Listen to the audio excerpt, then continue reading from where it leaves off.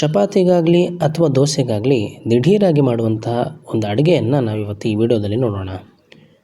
ಇದು ಕ್ವಿಕ್ಕಾಗಿ ರೆಡಿ ಆಗೋದ್ರಿಂದ ಬೆಳಗಿನ ಲಂಚ್ ಬಾಕ್ಸ್ ಪ್ರಿಪರೇಷನ್ಗೆ ಹೇಳಿ ಮಾಡಿಸಿದ್ದು.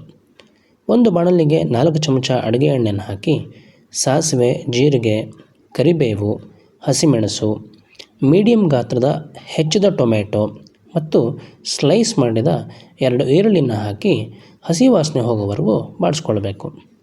ಸ್ವಲ್ಪ ಬೆಂದ ನಂತರ ಅರ್ಧ ಚಮಚ ಅರಿಶಿಣ, ಚಿಟಿಕೆ ಇಂಗು ಹಾಕ್ಕೊಳ್ಬೇಕು.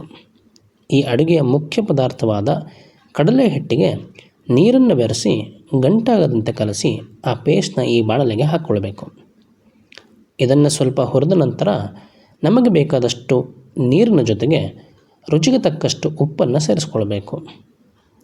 ಒಂದು ಕುದಿ ಬಂದ ಮೇಲೆ ಕೊನೆಯಲ್ಲಿ ಕೊತ್ತಂಬರಿಯನ್ನು ಉದುರಿಸಿದರೆ ಕ್ವಿಕ್ಕಾಗಿ ಮಾಡೋ ರುಚಿಯಾದ ಈರುಳ್ಳಿ ಬಾಜಿ ಸಿದ್ಧವಾಗುತ್ತೆ.